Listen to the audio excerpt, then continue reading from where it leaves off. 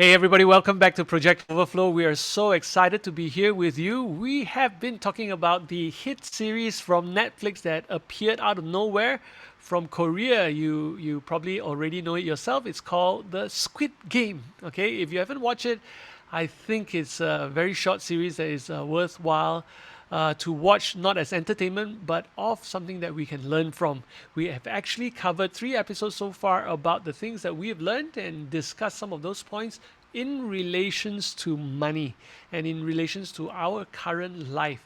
All right, so we wanna wrap up this series with this last episode, but talking about two very important points, and also maybe share a little bit about what we see is happening in the world today and in the near future that we need to be making plans for, so to speak. Zuan, Okay, so I think we're going to talk about the lives of two of the contestants there. Yeah, yes, and how they ended up in the Squid Game because it has something to do with what we've been talking about a lot in Project Overflow. Okay, so the first one is one of the characters got into that whole mess is because he is a trader. Trade went all in trading futures and all that. So this is what we're going to talk about. The point that we learn is investments are helpful, but we really need to manage risk. If not, if we don't understand risk, what is our risk appetite and what's the reason that we are investing, yeah, then oftentimes we will end up in very big debt because of this one word in investments, yeah, leverage. yeah, Yeah. yeah. So yeah, but I didn't really watch the whole thing, the whole show. Maybe Eugene, you can elaborate more on it. But this is what I saw in the episode. Yeah, so you're absolutely right. We won't disclose everything, so you can go and watch it. But the point is this, right? I think investments is talking about this, guy from a small town in Korea, and he is the pride of the town because he went into the most prestigious Korean university, came out to become I think he must be a money manager, meaning he deals with financial instruments and investing in financial instruments. And that's where this point is really, really important because today, this day and age, we hear all sorts of things in the marketplace. Actually, it came about and then it died down a little bit and then it came out again. Okay, I'm sure you've heard of it, Zuan. No money down. Have you heard of this thing? No money down. Yep. Buy property, no money down. A lot of us, I don't know with our viewers, if you've heard of this, please do type it in the comment box and what do you think of it. I will ask Zuan to share a little bit. What is no money down? Zuan, what is this no money down thing Oh all about? man. In property is buying property without putting any deposit. And there's it used to be quite a big of a group and a movement here in Malaysia because of certain things that we can do. We can actually get paid to buy property if we know how to. The word again is leverage our credit score and also loans and the banks and also with the rebates, right? But also the downside to that is also I heard a lot of people who got into trouble with this, meaning that money gets frozen, property cannot sell, get blacklisted. So Yeah, that is where people there's in investment. There's always two sides of the stories. One group that makes a lot of money when they do it properly, and the other side is another group of people who really lost everything and also get into more trouble because of one thing, greed, and also not understanding. The second thing is not understanding risk, not yeah, fully understanding what they're getting themselves into, yeah. and the third thing is definitely over leverage, That's right. over leverage. Yeah. That's right. And this is very interesting, right? With all forms of investment, definitely there will be risk. Okay, so we're not saying that don't invest, but watch that greed, right? Watch that greed. And most of these kind of things, when they talk about no money down, or you can leverage your account. Those of you who are in the money markets, trading currency or trading gold or trading forex or trading, I don't know now, cryptocurrency or whatever. They've got all this leverage like crazy, 500 times, 1,000 times leverage, meaning your $1 can trade up to $1,000, and which also mean if it moves $1 in the market, you have lost $1,000. But people don't see that side of it, and so they actually risk way more than they can, and this is the and what is the reason for people wanting to take this kind of deals, Zuen? What do you think? Why is there that appeal? Greed, greed, Exactly, right? greed. Right? Yeah, Yeah, so I think we know it, right? The Bible says that it's better to be the lender than a borrower. Yet everything out there is asking us to borrow.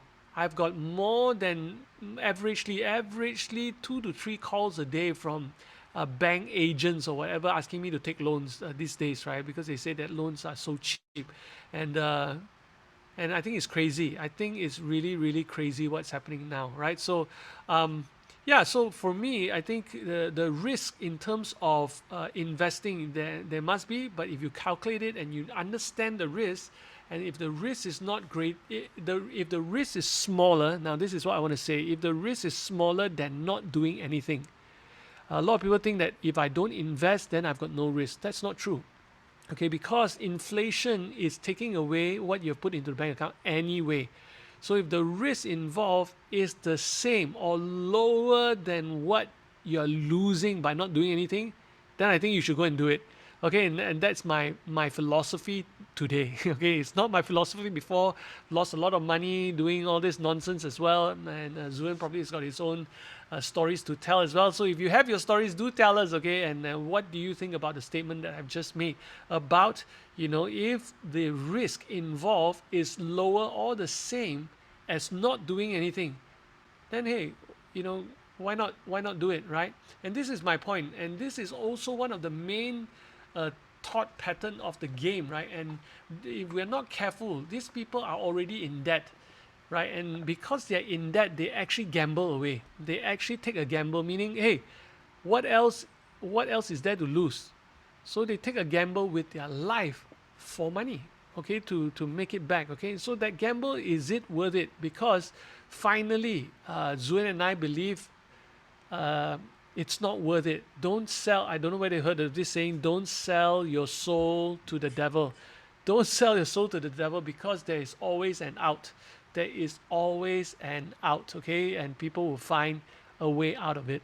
There is always a way out of it. Okay, so don't go and really do the Russian roulette with your life, especially in taking that kind of a risk. Okay, it's like uh, one-on-one kind of risk, right? I think it's just crazy, right? I mean, it's all or nothing.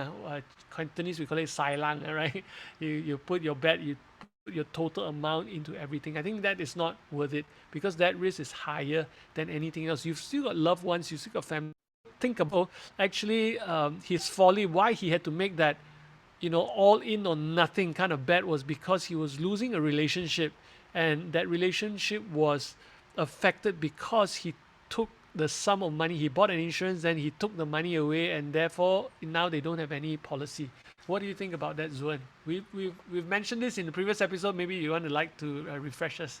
yeah, yeah. The insurance is good. Okay, that was a smart move to get insurance. Then you have a sum of money, but the mistake that he made was very important as well. Also, we mentioned in one of our episodes that a lot of people cannot handle a large sum of money.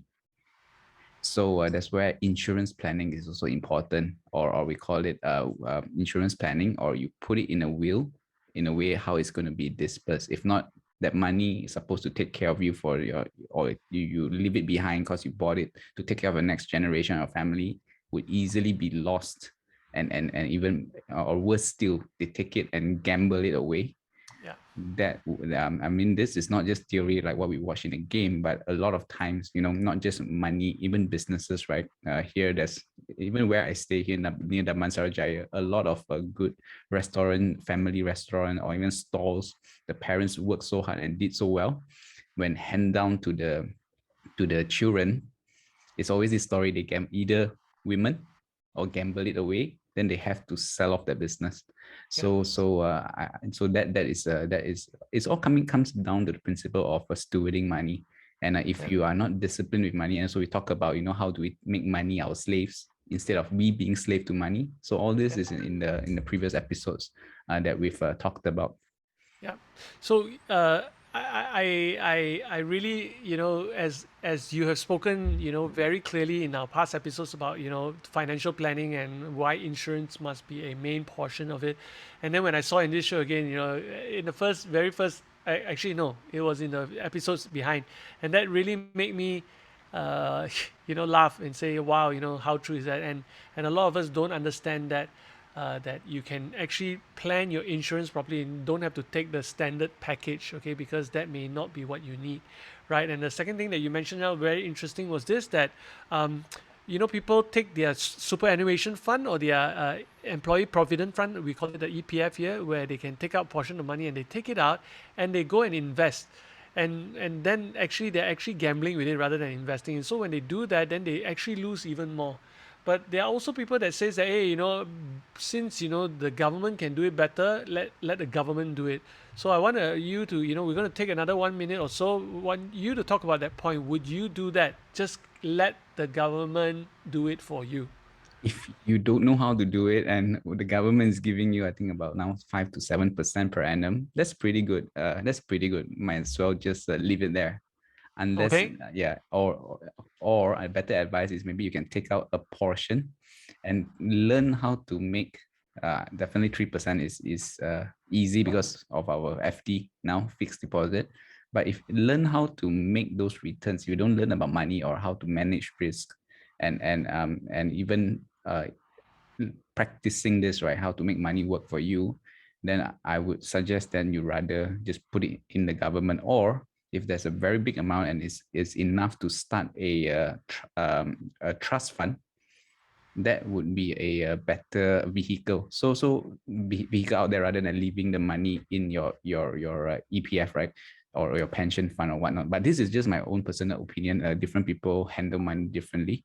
Yeah. But this, if you don't know how to do it, but for me is managing money or learning how to manage or multiply or even growing your money is a skill that all of us need to have, because if not, we're always reliant on someone else to manage it for us.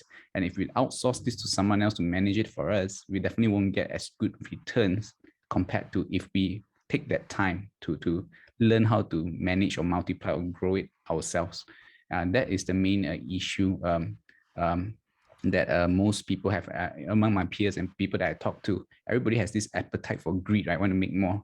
That means we call it FE and FI, right? The financial, the emotion is very high, but they don't have the FI or the financial intelligence or IQ to support that. Then that's where a lot of mistakes or bad decisions happen because of greed. Again, because we don't have the intellect, or we don't have the understanding or wisdom to handle money.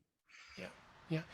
Yeah, that's so important for us to. I think I buy that point. That's where we differ. I've lived a little longer than Zuan, and I know a little bit more in terms of when the government is set up, they're not set up to manage our money.